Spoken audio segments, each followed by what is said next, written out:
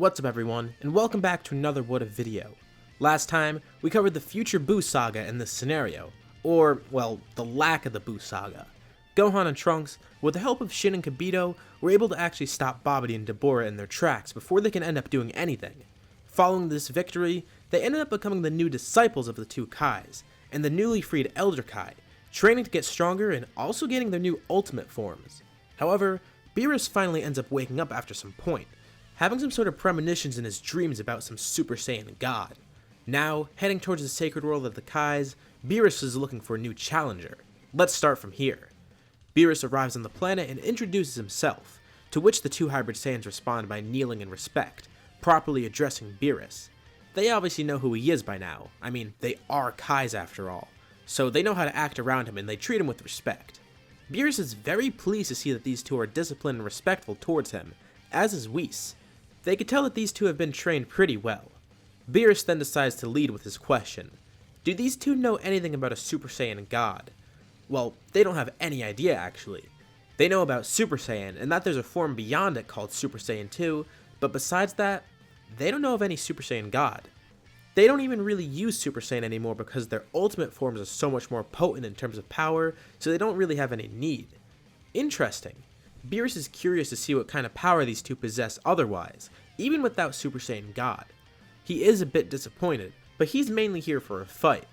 Naturally, Gohan and Trunks oblige and agree to fight. First he faces Trunks alone, and he's actually pretty impressed with the power of this half Saiyan. Trunks is able to get some hits on Beerus, but obviously they don't really do anything, except maybe tickle a bit. But the fact that he can even land hits on Beerus impresses the Destroyer God, and it definitely proves that Trunks has potential. And this guy isn't even the strongest of the two. Beerus thanks Trunks for his brief fight, and then with only a few hits, he's able to knock Trunks into the ground. Next up is Gohan, and he's stronger than Trunks, but not by a massive amount. He fares better than his old protege, but like I said, it's not really anything that can match Beerus in power. He lasts longer than Trunks did, and he does a lot better in the fight, but the result in the end is pretty much the same. I have to say, even though it wasn't much of a challenge, the power you two possess is most impressive. Beerus is sorta disappointed that there's no Super Saiyan God here, but these two fights showed him that these two have potential to become really good rivals for him in the future. He's pretty pleased with what he's seen. Whis then butts in, however, giving his theory of something. Of course, no one knows about the ritual, and they don't even consider going to Namek to ask Porunga about it yet, but Whis has his own suggestion. Maybe, with sufficient training, the God form can be unlocked naturally somehow. These two already do possess God Ki. They are Kais after all. But considering how they access Super Saiyan and Super Saiyan 2, maybe training and experience will allow them to access Super Saiyan God as well. Sure, it wouldn't be accessed in the same way as Super Saiyan with anger or sadness, but Whis theorizes that they might be able to help these two unlock the form if Beerus really wants to see it that badly. This does intrigue Beerus. He hadn't really thought about that. It is a God form after all. God is right in the name, and since these two have God Ki already, they might just need training to access it. There already technically are gods right now, and while they don't really know it, this is actually how Vegeta accessed the form. As far as we know, he had no ritual, and through his training and accessing God Ki alone with Whis, Vegeta was able to use this form. That's why we saw him with Super Saiyan Blue back in Resurrection F, cause he never got a ritual. And to get Super Saiyan Blue, you first need to do Super Saiyan God, so he had to access it somehow. So this theory from Whis actually is correct, and they just don't know it yet because they need to put it to the test. Beerus then goes up to Shin, and he apologizes, but he'll have to take Shin's students for himself. Shin tries to argue against it, but Beerus assures him that he and Whis can train them to be way stronger than anything Shin is doing. And besides, Beerus is the one in control here anyways, so Shin reluctantly has to agree and allows him to train the two. He then offers the two to train with him, and they agree right away, assuming that it's okay with Shin, so it's okay if they go. And they're also a little bit intimidated by Beerus, so they don't really want to say no. As long as they can visit home every so often like they've been doing, they're fine with it. They have the Kai Kai after all, so it's not really an issue anyways. Beerus is content, happy to have these two training under him, as well as with Whis. He warns them though, their training will be much more intense. Also, they don't really need those silly Kai outfits anymore, so they change back into their normal clothes. It's a shame. They were actually kind of beginning to warm up to those outfits. Shin is a little schmizzed, but it's not too bad. They might come back later, and it's not like Beerus is training them to become gods of destruction or anything, just rivals. So Shin is hopeful that his Kai students will return again. Whis then departs with Beerus and these two, and they anxiously look forward to arriving to Beerus' planet. Training commences, and it is much more rigorous than what they've been doing with Shin. However, they quickly do get adjusted, and they begin seeing great gains. Not knowing how to access the form, they struggle a bit at first. However, Whis does teach them all about tranquility and calmness, and through constant training as well as meditation, they're able to reach a point where they can actually tap into their God Ki and access the new form, but it does take a while. One day, during his training with Whis, Gohan is the first one to do so.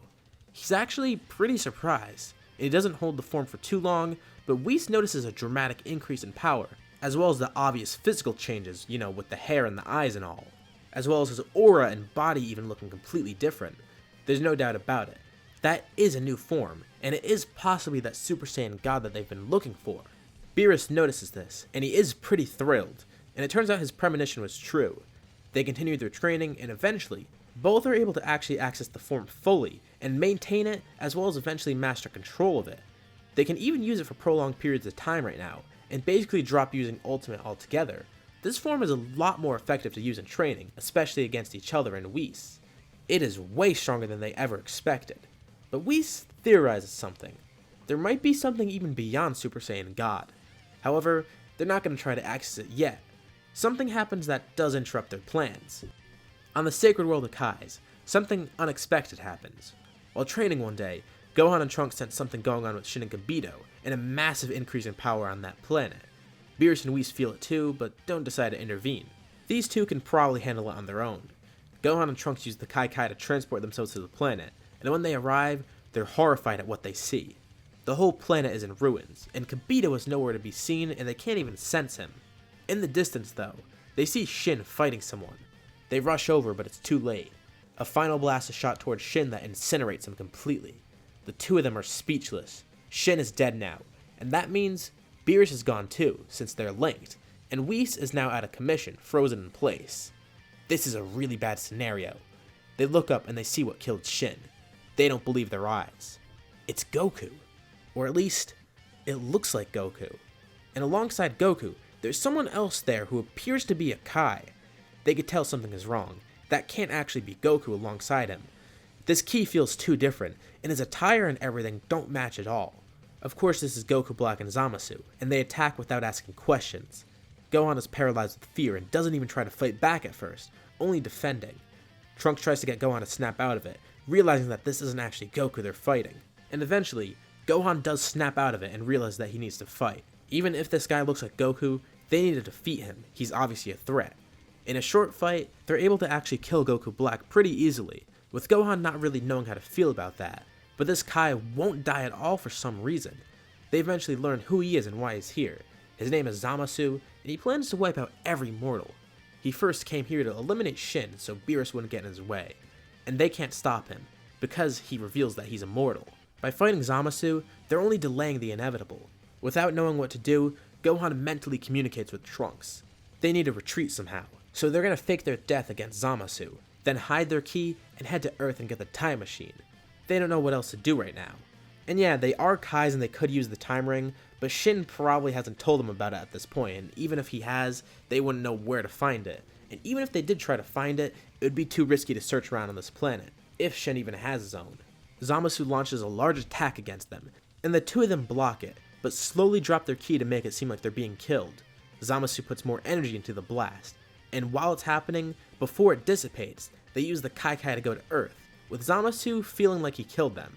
He's disappointed that Goku Black died though, but he doesn't care too much at the moment. If Goku Black was that weak that he couldn't handle these two, then he doesn't really need a partner. He'll be fine continuing this plan in solitude. Their plan worked, and they escaped without Zamasu realizing it. However, they can't use Super Saiyan God or any transformation right now to increase their Ki, because if they do, then they'll end up being tracked. So they're just going to remain in their base form with their Ki suppressed. They need to revive Shin somehow, and they consider going to New Namek, but it's too risky. By this point, they do know where it is, and they have Kai to get there, and like I said earlier in this episode, when they considered asking Piranha to get Super Saiyan God, they could just go there if they wanted. Just as a quick side note though, as I explained in the last part, they won't be reviving anyone even with this, due to the reasons that I listed in that part. And while they won't revive the Dragon Team, they do need to revive Shin. This is very different. Shin needs to be alive, and this is a priority right now. They could decide to revive the others later on, but it's unlikely and it's definitely not going to happen right now. We'll cross that bridge when we come to it. Since I'm going off on kind of a tangent right now, I feel like I've given enough explanation as to why they won't revive them now. Now back on Earth, they quickly grab Bulma and Chi-Chi to make sure they're safe, and then they hop in the time machine with them. They'll explain what's happening later. Luckily, Earth is safe right now, but probably not for long, so they need to get out of there. Thankfully, Bulma did have extra fuel for the time machine just in case, and the four travel back to the past. The point in time in which they arrive is a bit earlier than Trunks arrived before, just after the Universe 6 tournament. They arrive at Capsule Corp, where they all quickly get out of the machine and realize that they're safe. Bulma then runs out and sees what happened. She sees Trunks and Gohan again, and also what looks to be like older versions of herself and Chi-Chi. She's confused, but they're going to explain later once everyone else comes here. So Bulma calls the others over. Luckily, Zamasu doesn't know they're alive right now and he hasn't tracked them down yet, so they should be safe for the time being. Even with the time ring, he doesn't know that these two are alive or in this timeline at all, so he's not going to travel here for the time being. So hopefully they do remain safe for now. In the next part, we'll briefly cover what's happened in the past so far, and also what will happen next in this arc. So what do you guys think will happen next? Will they be able to defeat Zamasu and revive Shin? How will the rest of the story go? Leave your thoughts and suggestions in the comments below, and I'll be sure to check them out. As usual, if you like this part, be sure to drop a like, and if you haven't already, why not subscribe, as well as hitting the bell icon to get notifications about future parts of this What If, or any other videos I upload on my channel. Thank you all for watching, and I'll see you on my next video.